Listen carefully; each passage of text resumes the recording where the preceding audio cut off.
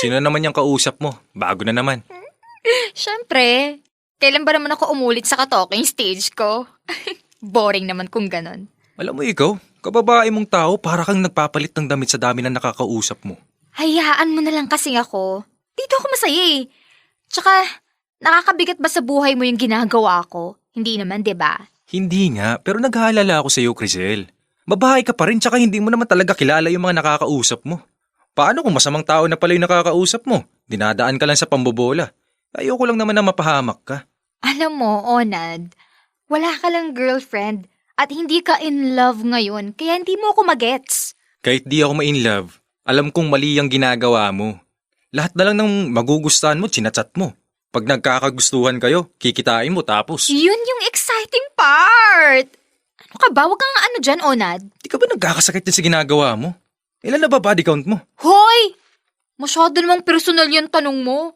Wala ka na dun, no? Ay, kailan ka kaya titino, no? Mas mabuti pa kung maghanap ka na lang ng trabaho. May mapapala ka pa. May racket naman ako Okay na yun. Meron nga, pero hanggang ngayon wala ka pa ring ipon. Makakapaghintay pa naman yun. Huwag mo na akong alalahanin. Tsaka, mapera tong kausap ko ngayon. Nag-aaya pa nga mag-travel eh. Nako, mag-aaya mag-travel. Pero siguradong hindi yun papayag na walang mangyayari sa inyo. Ayun nga yung gusto ko eh. Pampihira. Magpakipot ka naman sa lalaki kahit konti, Crisel. Hindi yung bigay na bigay ka na kaagad kahit kakakilala nyo pa lang. Hayaan mo na lang kasi ako. Masaya ako sa ginagawa ko, okay? Ngayon lang yan, maniwala ka. Siya nga pala, bakit nakipaghiwalay na yung best friend mo kay Mike? Di ko alam kung anong issue nila. Hindi naman na nagkukwento sa akin si Beshi. Pero sure ako, nagsawa na si Mike sa kanya kaya sila naghiwalay. Bakit naman? Halos wala ng time kay Mike si Beshi eh. Puro na lang trabaho. Masyadong seryoso sa buhay. Nagkakaedad na kasi kaya ganun. Tama lang naman yung ginagawa ng best friend mo na pinaprioritize niya yung pag-iipon. Baka masyado lang nainip si Mike at nagdedemand ng atensyon. Aba, bakit parang kamping-kampi ka sa Beshi ko ha? May gusto ka doon Naiintindihan ko lang yung sitwasyon niya. Ikaw talaga, wala na bang ibang laman yung utak mo kundi kalandian? Ang harsh mo sa akin Best friend ko yon kaya kilalang kilala ko siya. Alam ko kung anong madalas na ginagawa niya. Nasabi na rin niya noon na madalas niya nga matanggihan si Mike. Kaya hindi na ako nagulat na naghiwalay sila. Ay, ibang klase ka talaga. Kaibigan mo yun pero di mo magawang unawain. Masyado ko nang nilamon ng pagkahumaling mo sa mga lalaki.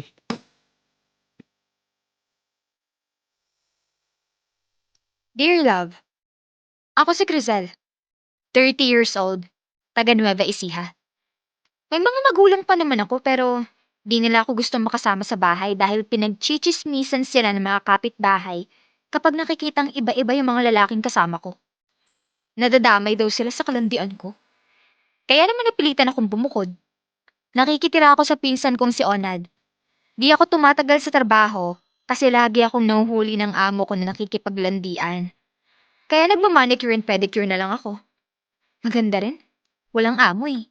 Freelance ang atake.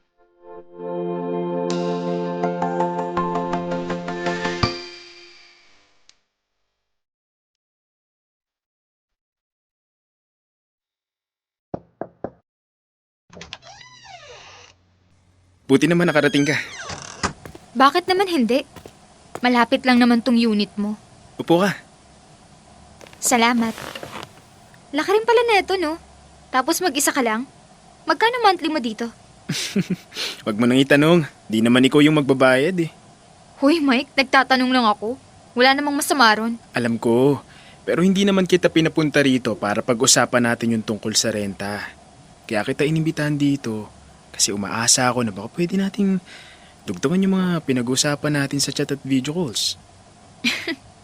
Yan yung gusto ko sa mga katulad mo eh. Kahit mas bata ka sa akin, palaban ka talaga. Siyempre naman. Ayoko ng babaeng mahiyain at mahinhin. Masyadong boring kasama. Kaya nga nagustuhan kita eh. Pero, paano yun? Best friend ko ang ex mo. Baka pag nakita tayo na magkasama, sugurin ako.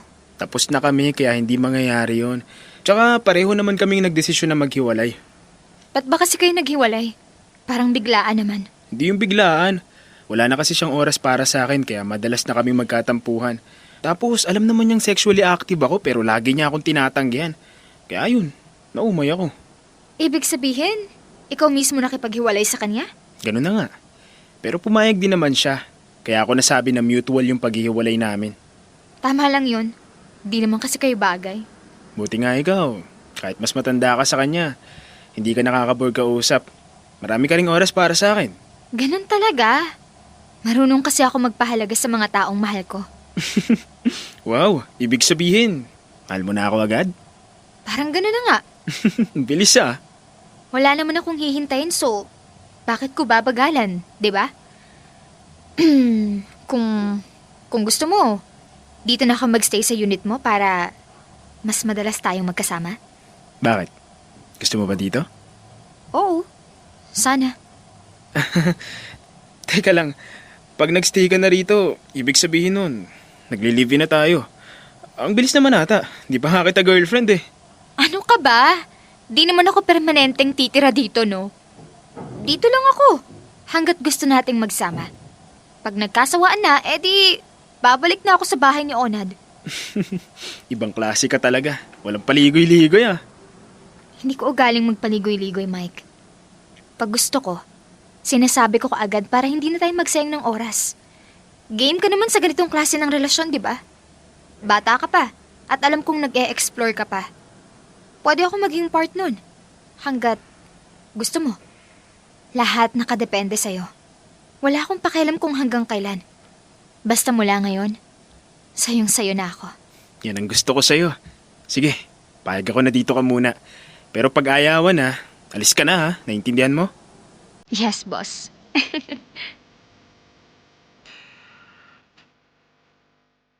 Nagsama kami ni Mike. Aaminin ko, sobrang gaga ko sa part na yun. Para ko na rin kasing tinrider yung matalik kong kaibigan. Kusa niyang nalaman na nagsasama na kami nang makita niya ako na lumabas sa apartment ng ex niya. Tinanong niya ako kung anong ginagawa ko ron. Siyempre, sinabi ko sa kanya yung totoo. Alam kong nasaktan siya, pero hindi ko magawang mag-sorry. Wala na rin namang balak si Mike na balikan siya kaya para saan pa?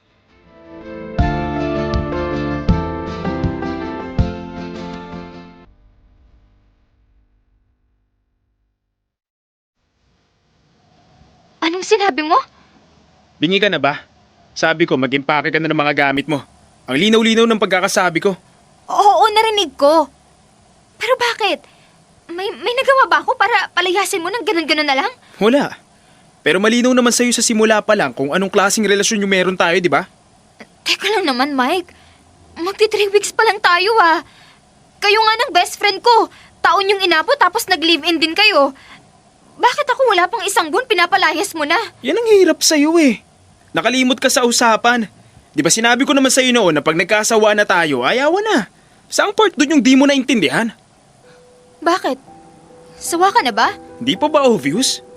Paano kung mahal na talaga kita? Di ko na problema yon. Sa simula pa lang ng relasyong to, malinaw sa akin kung ano tayo kaya hindi kasama doon yung mahalin ka. Grabe ka naman. Inalagaan naman kita ah. Sobrang sweet ko sa'yo. Tuwing nag-aaya ka, game ako. Kaya bakit? Anong hindi mo nagustuhan sa akin? Sawa na nga ako! Di mo ba nagigets yun? Gusto ko na ng iba. Kaya huwag ka na makulit. Please lang.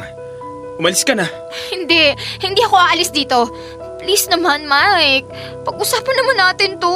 Nag-usap na tayo noon. Ayoko nang paulit-ulit. Umuwi ka na sa inyo. May iba na akong patitirahin dito. Nandito na siya mamayang gabi. Nakakaya kung maabutan ka pa niya. Ang bilis mo namang magpalit.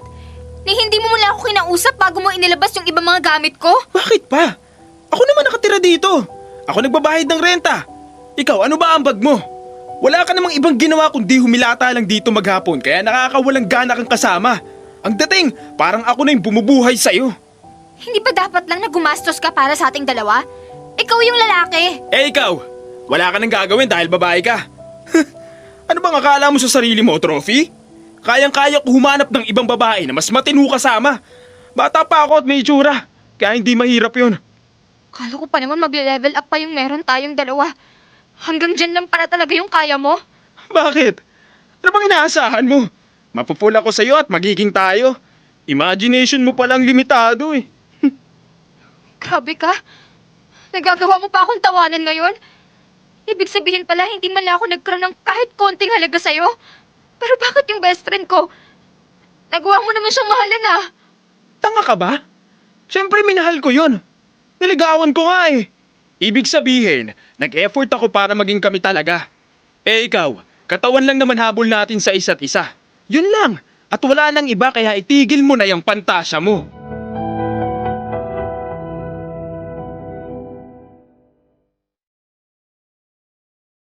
Wala akong nagawa kundi ang umalis sa unit ni Mike. Mabuti na lang. To the rescue lagi sa Onad. Pinatuloy niya ulit ako sa bahay niya. Pagkatapos nun, parang bigla akong nawala ng gana. Lalo na sa pakikipag-usap sa mga lalaki. Ini-ignore ko na yung mga natatanggap kong private message. Doon din kasi kami nagsimula ni Mike. Alam ko naman nakatawa lang ang habol namin sa isa't isa. Pero aaminin ko, umasa ako na magiging kami talaga. Yun nga lang, sinampal ako ng tadhana.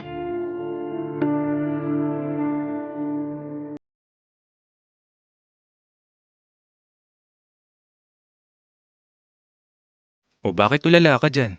Di ka pa naghahapunan. Nagtira na lang ako ng kanin at ulam. Kumain ka na lang mamaya pag nagutom ka, ha? Mamaya na lang, Onad. Wala pa akong gana. Ano yan? Bakit mukha ka namang nalugi? Parang nawala confidence mo matapos kang hiwalayan ng mic na yun, ah. Ito naman, ang aasar pa eh. Nasaktan na nga yung tao. Ayun. Nasaktan nga. Tanga ka kasi. Dati ka pa sinasabihan pero hindi ka nakikinig. Taas ng confidence mo nung nakipag-live-in ka kay Mike. Kumbinsido ka pa na gustong-gusto ka niya. Kaya excited kang lumipat. Na hindi mo man lang kinausap ng maayos yung best friend mo. Hinayaan mong masira ang pagkakaibigan nyo. Dahil lang sa lalaking yun. Tapos ganyan lang pala mangyayari sa'yo. Hay nako, Crisel. Wala akong ibang matatawag sa ginawa mo, kundi isang malaking katangahan. Ito naman, ang sasakit na nga ng mga narinig ko kay Mike. Dumadagdag ka pa. Bakit? Totoo naman ah. Oo na nga. Tanga na kung tanga. Pero wala eh. Tinamahan talaga ako kay Mike. Hindi ko naman nakalaing ma-attach ako ng ganun sa kanya. Ngayon ko lang naintindihan kung bakit minahal siya ni Beshi. At siguro naman, na-realize mo na rin kung bakit sila naghiwalay. Ay, hindi pala. Alam mo na pala kung bakit sila naghiwalay pero pinatulan mo pa rin si Mike. Teka, paano nga pala kayo naging close nun? Inad ko siya sa social media. Tapos nag-send ako ng private message sa kanya. Sumagot naman siya. Kaya doon na nagsimula lahat. Sa second day pala ng pag-uusap namin. Nakikipag-sex on chat na ako sa kanya. Hindi mo, Crisel? Paano mo nasisikmura yung ganun? Hindi mo ako maiintindihan kahit ipaliwanag ko sa'yo. Hindi talaga. Kasi kung ako yun, mas uunahin kong damayin yung best friend kong nasaktan kaysa unahin yung kakatihan ko. Ayan ka na naman eh. Alam mo, konti na lang, iisipin ko na talagang may gusto ka sa best friend ko. Ex-best friend. FO na kayo, di ba? Oo na. Ex na kung ex. Oh, wag kang magalit. Wala ka namang karapatan eh. Nakakainis ka naman. Kakampi ba talaga kita? Hindi lang kita kayang pabayaan. Pero hindi kita susuportahan sa mga maling ginagawa mo. Kaya please lang, Crisel, habang may panahon pa, magpakatino ka na. Kung hindi mo talaga kaya na walang kalandian, mag-boyfriend ka. Pero magseryoso ka na. Kadiri naman yung sinasabi mo. Anong kadiri sa pagsiseryoso? Eh anong plano mo? Uulit ka pa? Di ka naman pangit eh. Kung aayusin mo lang yung buhay mo, makakahanap ka rin ng matinong lalaki. Pero kung aasa ka sa mga dating app at social media, babaan mo yung expectations mo kasi hindi lahat siseryosohin ka. Kasi tulad mo, libangan lang ang hanap nila. Kung hindi ka magpapakatino, baka tumanda ka ng mag-isa.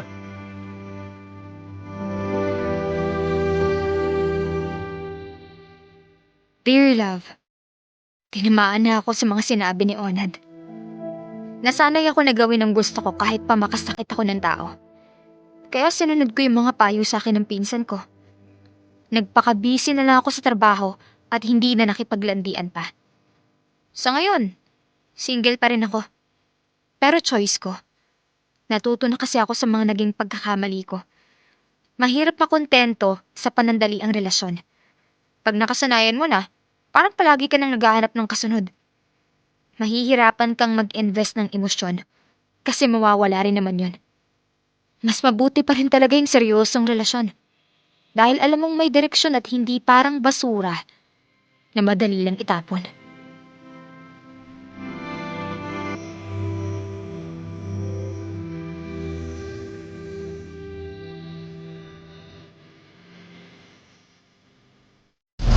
Metro's #1 Love Radio. Basic!